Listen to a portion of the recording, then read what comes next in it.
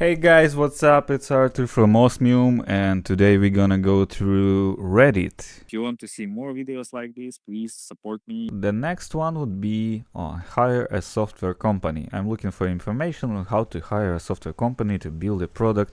If you ever hired a company, basically, was the software company you hired based in the US or another country? I will be responding from the standpoint as a founder of the software company, and I still can really good advice, I think, because I've worked in different software companies before I created my own, and they differ from each other. They can be like something from really unstructured, startup like, and even though it's an outsourcing company, it still can be in the startup acting and making a project really dynamic but unorganized. And there may be companies that all about processes, and everything you should do should be based on the process written in the internal Wikipedia of the company. So that's the first one. As I already told you previously when we discussed the previous subject, it may be like something like company from India, company from Ukraine, company from US. It doesn't really matter because people are people. So what should we do, like in a song? And there may be good developers, software creators, and there may be bad software creators in anywhere in the world. So you should definitely look for expertise. You should not look for, the price. That's the first one. You should not look for marketing. Some companies are really good and they don't have a good marketing. If you, for example, was it Steve?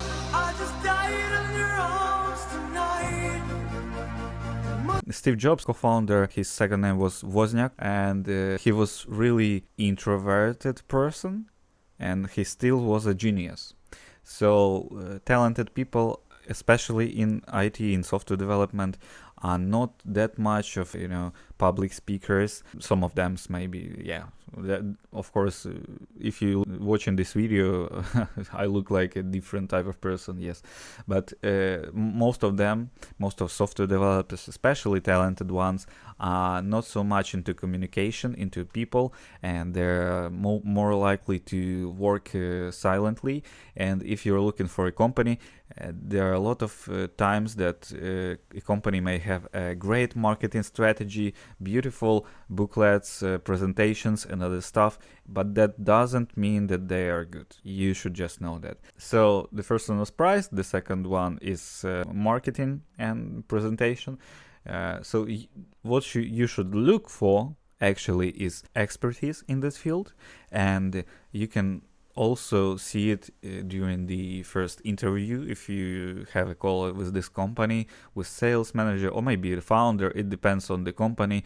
My approach is I like to speak with my clients first as a founder, even though I have sales, but I just like to show what expertise I have, and I like to have this personal approach. So if you speak with this sales or founder or CTO, CEO, you definitely should look as the first thing you should look for is the expertise. When you're telling about your project, you will share a lot of information to think about and to ask more questions. So look for this person to ask you a lot of questions, and these questions should be not some stupid questions. They should be like, if this person also shows you that he has expertise while asking the question, it's some kind of questions that, for example, I'm a customer and I came with healthcare application, and the first question that a good company will ask,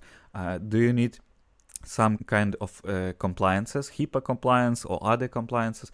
That shows that I already know about such compliances. If a customer is, he want to create a maybe psychological application, my questions would be something like, do you want to do it as a Gestalt therapy or maybe CBT or other type of therapy? That would be the question. It's really important for me as a software development company, and it also shows my expertise. So that's something you should look for. It's not always about things like that are obvious. It's not about don't judge a book by its cover, as it said, you know. A great thing is reviews, obviously, and you know that that's not something I should tell you about. But if we're talking about Upwork, and I already told about Upwork on my previous videos, it's a hard thing to trust, at least for me, because with my customers we worked on a project and they tried to involve person from Upwork, and it usually was not as good as reviews person had. So it was like 5 stars, and in the end, when we tried to review the work done and communication, it was really poor. Sometimes, just imagine, like a person has a 5-star reviews and he manages to work on 3 projects simultaneously. It's not possible for one person to do this much project just alone with 2 hands and 1 head on shoulders. It's not possible. So basically what happens on Upwork, they are getting some friends, maybe hiring some junior developer, and you are getting junior code quality, maybe middle one because he is mentoring him. That's a little bit better, but it's still junior middle quality of code. So yeah, I would recommend strongly to be really careful about Upwork and such kind of things. So maybe that helps. I don't know.